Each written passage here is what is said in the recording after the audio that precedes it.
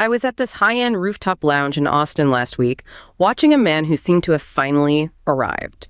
He was in his mid-40s, wearing a Patek Philippe that cost more than a mid-sized sedan, and he'd just ordered a bottle of vintage Krug without even glancing at the price.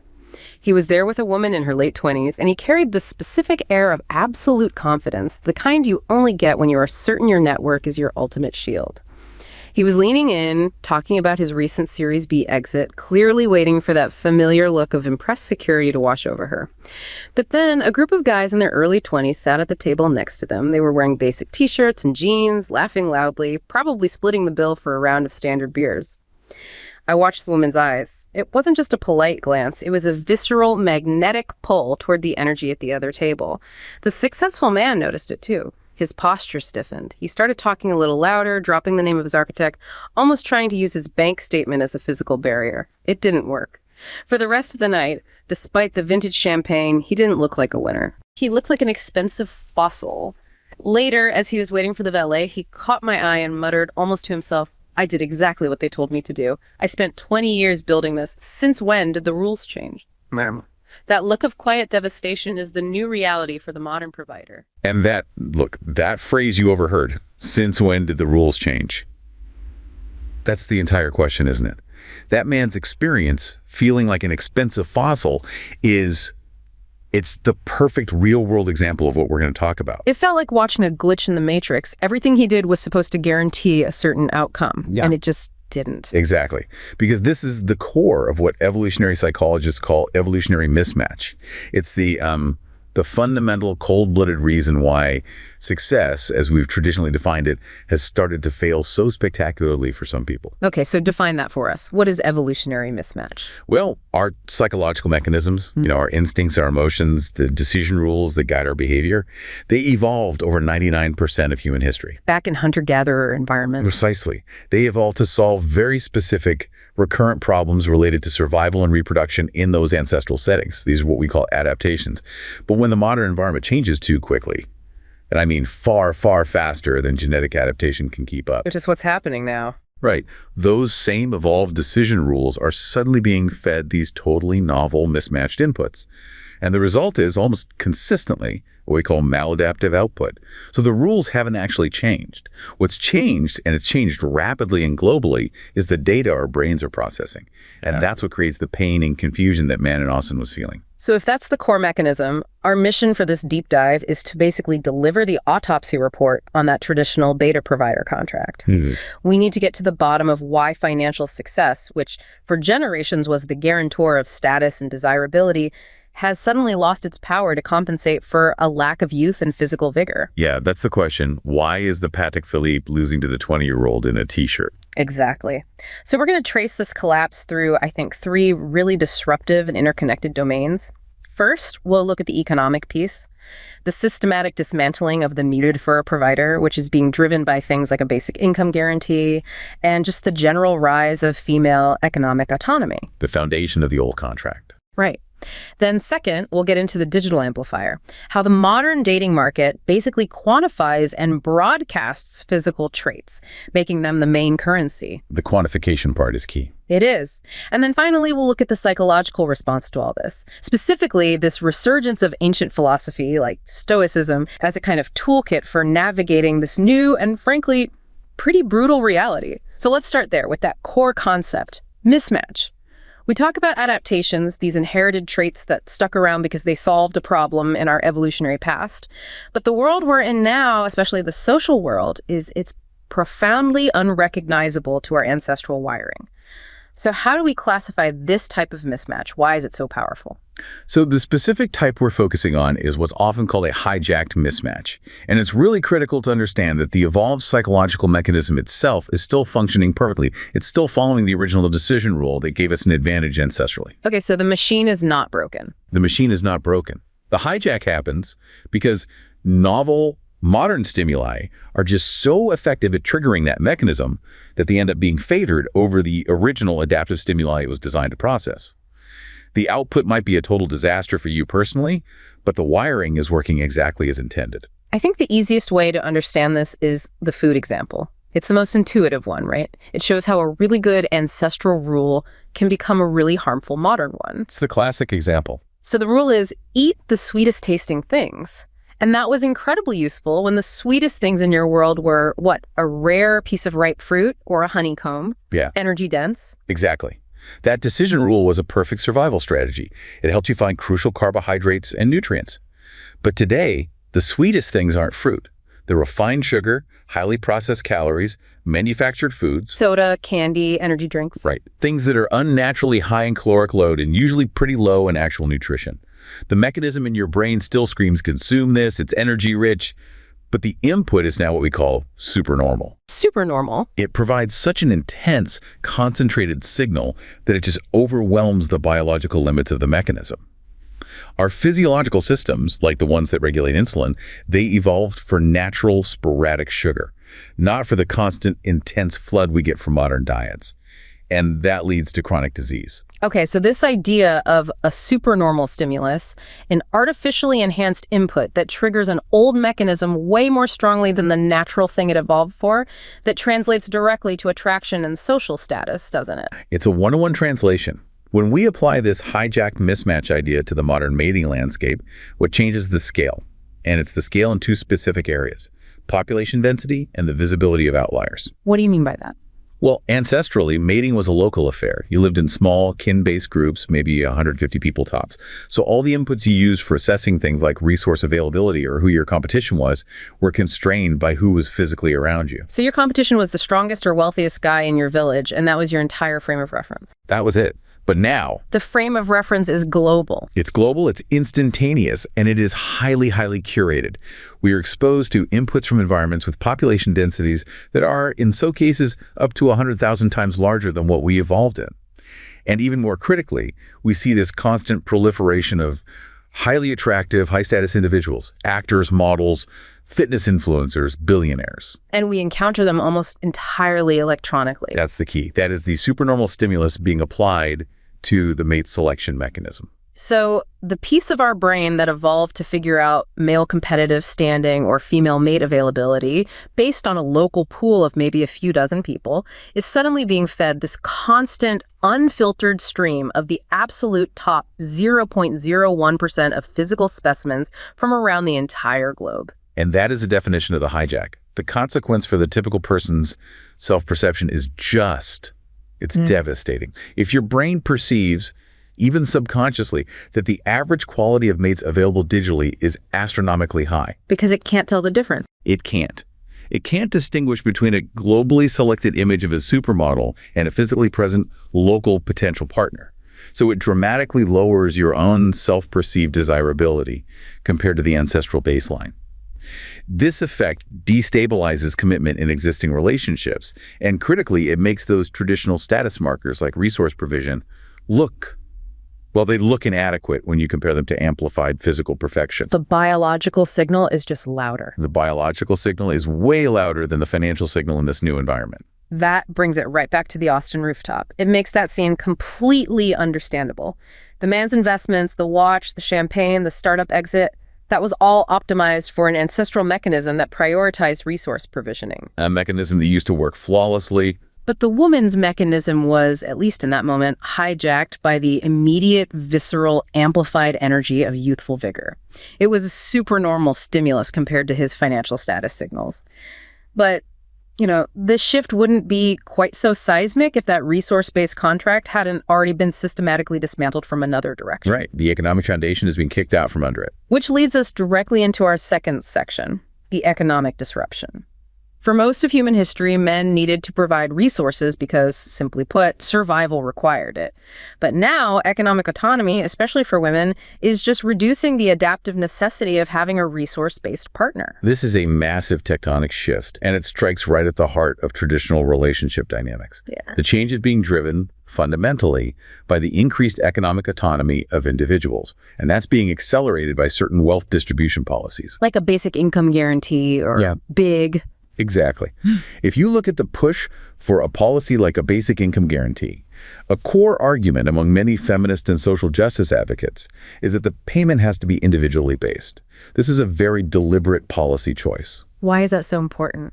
Because it's designed to treat women as citizens in their own right, legally entitled to funds, rather than as financial dependents of a male head of household. So the goal of the policy isn't just about alleviating poverty.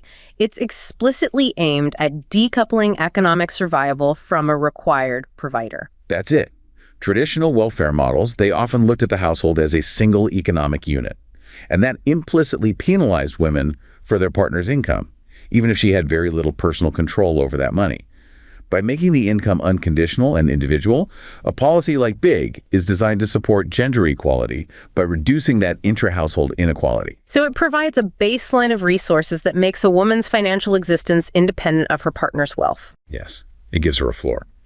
But the question is, does this theoretical gain in autonomy actually translate into a real, measurable shift in power dynamics inside a household? Or is it just symbolic? What does the data say on that? The empirical research gives a pretty clear answer. When you look at non-monetary indicators of well-being, like what are called deprivation index scores. What does that measure? It measures access to things like having your own personal spending money or being able to afford essential goods. And studies consistently show that the gap between a wife's deprivation score and her husband's score is significantly narrower when the wife has an income of her own. And the more she makes, the smaller the gap. Exactly. Yeah. The greater the wife's independent income, the smaller that power differential becomes. That's a crucial point. It means the income isn't just getting tossed into the general family pot. It's actually changing the dynamic of who decides how money gets spent and who has personal financial agency. The independence itself has a value beyond just the dollar amount. Absolutely. And qualitative research really confirms this. The psychological impact is profound. Mothers, in particular, repeatedly said that they valued not having to ask their partner for money. They describe that act as often feeling demeaning or something that reduced their standing in the relationship. So independent income, regardless of what it buys, it increases their bargaining power, their sense of control. It does. They didn't just feel richer, they felt more sovereign within their own home. And I have to imagine that sense of sovereignty has a huge impact on psychological health, too. That feeling of dependency, of powerlessness in managing household finances must be incredibly corrosive over time. It absolutely is. One study found a significant negative relationship between a wife having her own independent income and her fatalism scores. So, in plain English, financial independence directly reduced her feelings of being powerless or that her situation was hopeless when she was managing scarce resources. A predictable, independent stream of income gives a woman a crucial sense of control over her own present and future. And that translates directly into better psychological health and less stress. So this all points to a massive redistribution of power that's happening within relationships. It's fundamentally challenging that old structure where the man was the indispensable primary conduit for resources. Can we actually see this redistribution in action, maybe using proxies for individualized income like child benefits? Yes, actually. Studies that looked at the effects of universal child benefits, particularly in the UK, serve as an excellent real-world proxy. There were policy shifts that changed the delivery mechanism of these benefits. What did they change? Well, they effectively transferred the funds from the traditional male earner, what some called the wallet, directly to the primary caregiver, who was typically the woman or the purse. And you could see a change in behavior. A measurable one. Research showed a resulting increase in household spending specifically on women's and children's clothing. It's a concrete indicator of a physical shift in who held control over the disposable income and what priorities that money ended up serving. The shift wasn't just theoretical. You could see it in the receipts. That's fascinating. It's such a clear demonstration that whoever holds the legal right to the money is the one who determines its destination. But what about the other side of this, the financial impact on the men in these relationships? We've talked about the benefits for women, but didn't some of the analysis suggest that a large percentage of men actually saw a personal income loss? This is where that within-household redistributive effect becomes really stark. Microsimulations that analyzed a proposed big reform in Ireland estimated that over 40% of women would see a significant individual income gain. That's compared to only about 20% of men. And the flip side? The flip side was also true. Roughly half of the men in the simulation were estimated to have a personal loss in their individual income, a shift of more than £10 a week, whereas only about a quarter of women saw a loss like that. And this was happening almost entirely within coupled relationships. Almost entirely. The policy didn't make the household poorer, but it did legally and structurally diminish the man's individual control over the resource stream. It shifted the legal right to that income toward his female partner. Okay, so we have this system where individual survival and autonomy are increasingly guaranteed, either by policy or just by general societal wealth. And that smooths out the adaptive need for a resource provider. This leads to what feels like an inevitable status consequence. If resource provision is universally decoupled from survival, what happens to the social value of a high-paying job or accumulated wealth in the mating market?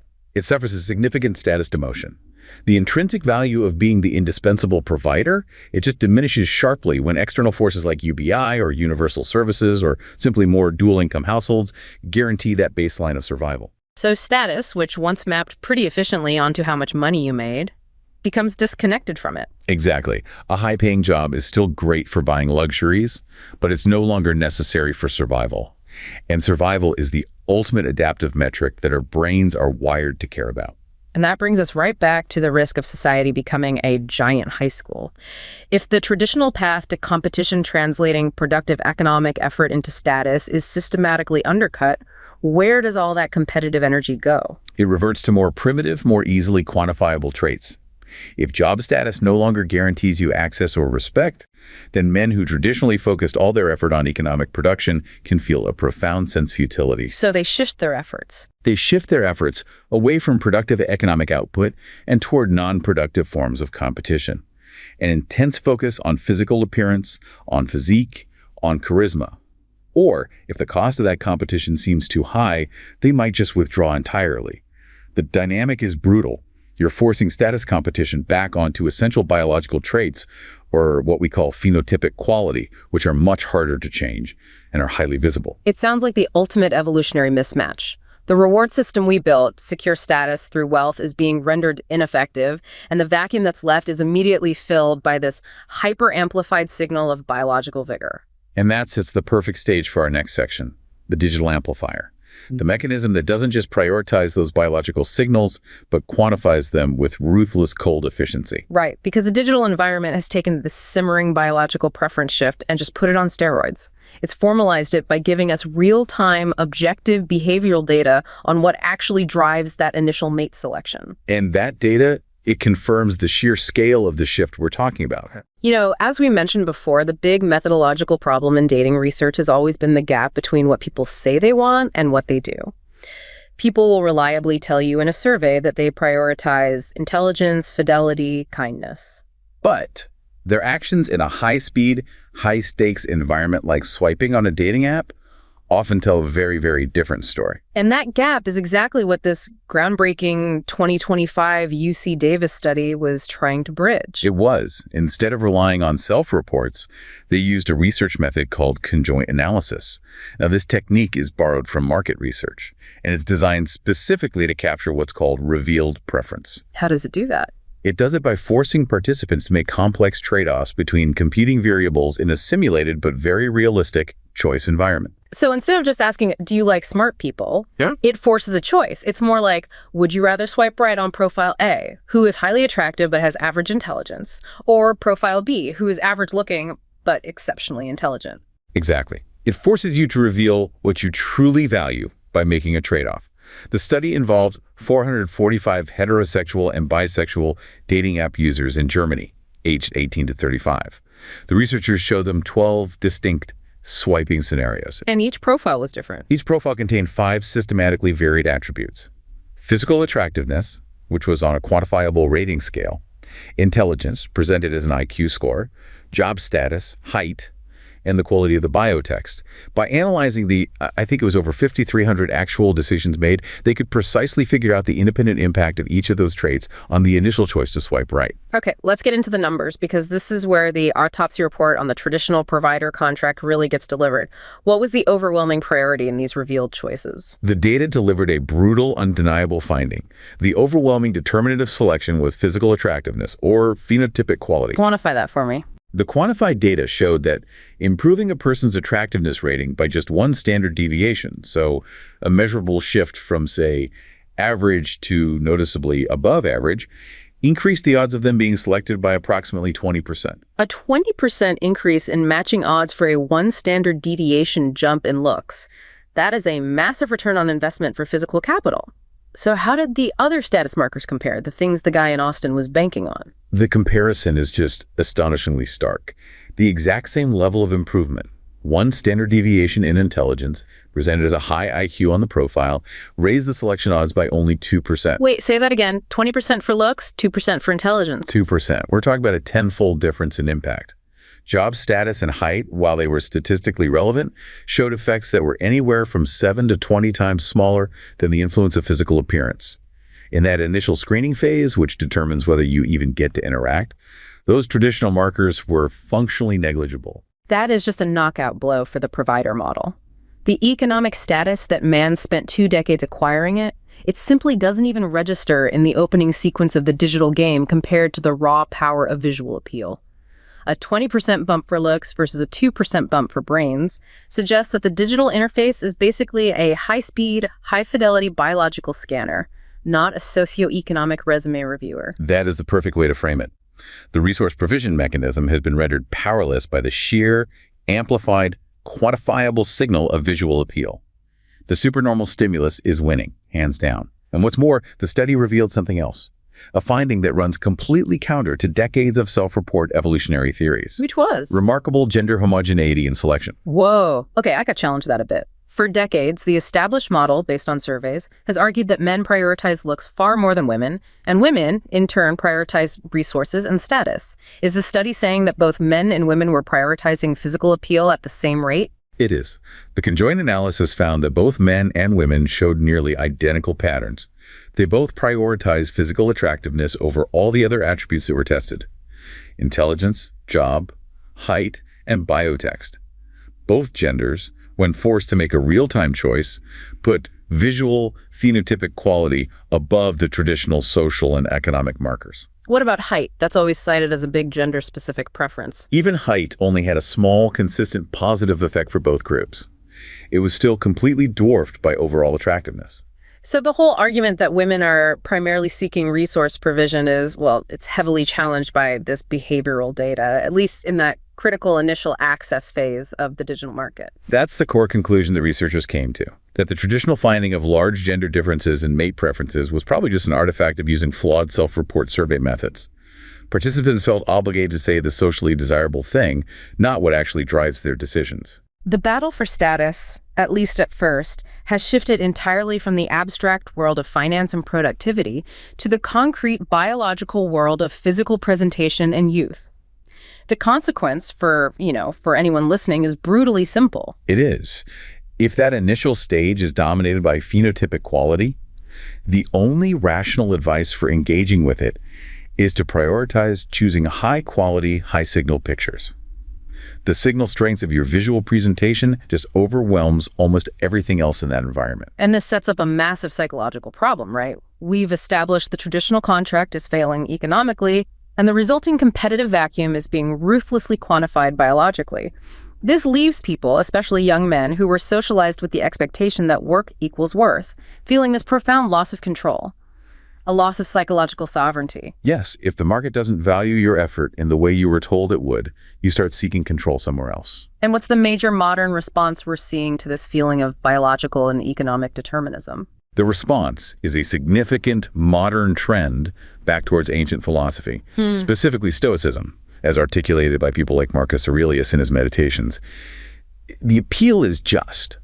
It's profound, because Stoicism offers a complete framework for reclaiming your internal sovereignty when all these external forces, the digital market, economic shifts, the relentless nature of biology, feel absolutely overwhelming. It promises a way to flourish rationally by focusing entirely on your internal world, your judgments and your actions. Exactly. Eudaimonia, a life of rational flourishing. But there's a problem. The popular simplified version of Stoicism we see all over the internet. That's the critical misinterpretation trap. This reductive popular version often distorts the philosophy into just a stiff upper lip stereotype. It suggests Stoicism means suppressing all your emotions, or just passively enduring hardship without feeling anything. And that's just a bastardization of what was a really complex, rational system. It is. It turns it into this rigid emotional avoidance strategy, instead of the powerful psychological toolkit it was designed to be. And what are the real psychological costs of adopting that rigid, emotion-suppressing approach? Because it seems like that would be harmful. The research is very clear on this. This trait-level stoicism, the kind characterized by emotional suppression, is consistently linked to significant negative outcomes. It's correlated with lower overall well-being, a strong negative attitude towards seeking professional psychological help. And in more severe cases... In severe cases, it's even linked to increased risk factors, like inadequate pain management or elevated suicide risk, because the individual simply refuses to acknowledge or express any vulnerability or distress. The lesson is clear. Authentic stoicism is about rational regulation, not rigid suppression. Okay, so let's unpack the authentic Stoic toolkit. The system for rational regulation that has proven psychological value, the one that actually influenced modern therapy. What's the foundational practice? The anchor for the whole philosophy. The foundation is the dichotomy of control, and this comes primarily from the teachings of Epictetus. The core practice is this constant, rigorous distinction between what is entirely within your control and what is not. So what's in your control? Your judgments, your intentions, your actions, your character, that's it. And what's not in your control is, well, everything else. External events, other people's opinions, fate, and yes, the outcome of your profile on a dating app. And the idea is to focus all your energy on the first category. The entirety of one's effort, attention, and energy must be focused solely on that internal controllable sphere. That's a powerful reframing device. So when the man in Austin realized his 20 years of economic effort didn't matter, his response might have been fatalism or despair. But the dichotomy of control gives you an active counter to that. It does. You acknowledge the outcome is external, and you immediately pivot to focus your energy on what internal virtue or preparation you can cultivate for next time. And that cultivation is where the Stoic cognitive system comes in. Exactly. The Stoics understood that destructive emotions, what they call peithe things like distress, fear, excessive desire, they don't arise spontaneously from external events. They stem from flawed judgments or cognitive errors about those events. Epictetus' famous line, "Men are disturbed not by things, but by the view which they take of them." That's the one. And that is the philosophical bedrock of modern cognitive behavioral therapy, or CBT. So if the external event is a rejection on a dating app, the destructive emotion, the peithe, isn't caused by the rejection itself. It's caused by the flawed judgment, like, this rejection means I am worthless, or this must never happen to me. The Stoic method is to correct that judgment. Precisely. And to help with that cognitive analysis, the Stoics use techniques like cognitive distancing and diffusion. This involves intentionally taking a step back from your immediate automatic thoughts and viewing them as just mental data, as impressions rather than objective, urgent truths. How does that work in practice? Seneca advised treating an overpowering thought by reminding yourself, you are merely an impression and not at all what you appear to be. This technique is designed to create a mental pause, a little space that allows your reason to intervene before an impression escalates into a destructive passion. That mental pause is everything. It stops the immediate maladaptive response to the supernormal stimuli we talked about earlier. So instead of internalizing the shame of being rejected, you categorize the thought as just an impression, one that resulted from a hijacked mechanism. You see it for what it is. What about preparing for the worst case scenario? That's a hallmark of pop stoicism, but what's the real practice? That's the practice of premeditatio malorum, or negative visualization. And this is not pessimism. It's a deliberate, intentional contemplation of potential future setbacks, losing your health, losing your wealth, a relationship ending, a physical injury. And the purpose of doing that? It's twofold. First, by mentally rehearsing loss, you moderate your current attachment to things that are ultimately impermanent. That builds resilience. And second, you ensure that if an inevitable hardship does occur, it doesn't strike you with the force of an unexamined surprise. That allows you to respond rationally instead of emotionally. It's like a psychological inoculation. And this entire system, from the dichotomy of control to cognitive diffusion, has basically been adopted wholesale by modern therapeutic science. The influence is undeniably direct. Stoicism provided the theoretical framework for Albert Ellis's rational emotive behavior therapy, REBT, and Aaron Beck's cognitive behavioral therapy, CBT. And its core ideas align very strongly with third-wave therapies like acceptance and commitment therapy, or ACT. Oh, so. Well, the Stoic distinction between controllable actions and uncontrollable events is functionally identical to ACT's core practice of identifying and accepting your uncontrollable psychological experiences like thoughts and feelings while committing to values-driven action. So this isn't just philosophical theory. Do we have empirical data that shows applying this Stoic framework actually works for modern distress? We do. We have promising and really robust empirical validation, specifically from intervention studies. Programs that use Stoic concepts like Stoic mindfulness and resilience training, or SMRT, have shown significant positive outcomes when they're applied correctly. What kind of outcomes? Participants in these intervention groups reported substantial increases in life satisfaction, often by as much as 27%, and measured reductions in negative emotions, sometimes dropping by up to 23%. This confirms that the Stoic toolkit, when you understand and apply it accurately as a rational framework for emotional and cognitive regulation, is an exceptionally effective way to enhance your psychological resilience against the stresses of the modern mismatch. Okay, so let's synthesize this whole arc. We've mapped out the systemic collapse of the traditional provider contract. We started with the economic policies designed to maximize individual autonomy and provide resource security, like a basic income guarantee, and the general rise in female economic status. And those have systematically reduced the adaptive necessity of the resource-based beta provider. And that economic decoupling then crashed headlong into the digital environment, which acted as this incredibly powerful amplifier and quantifier.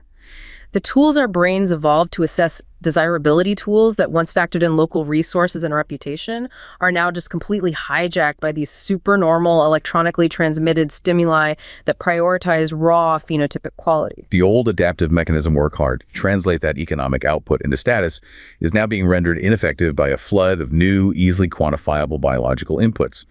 The man on the Austin rooftop wasn't having a personal failure. He was experiencing the direct consequence of an evolutionary mismatch, where his accumulated economic advantage was suddenly and completely overwhelmed by a biological signal. And the quantified data from that conjoint analysis study proves it. The competition for initial access has violently reverted to a visually dominated primal metric. And wealth and accomplishment simply cannot compensate for phenotypic quality in the digital mating market the way they once did in the ancestral or even the industrial economy. This cold, quantified reality necessitates a complete shift in focus for the individual. The traditional contract required men to secure wealth to earn status and mating access. But the hard data we've covered suggests that in the 21st century, securing the basic needs that resource provision once guaranteed paradoxically strips the provider of their specific social value. It forces a brutal, quantified competition back onto essential genetic and physical traits. So the modern challenge for the individual is no longer primarily about securing wealth. It's about reclaiming the status and the psychological sovereignty that wealth alone can no longer purchase. And that is a task that shifts the entire focus of effort away from the external marketplace and productivity and onto the internal work of mastering the mind and maximizing the body.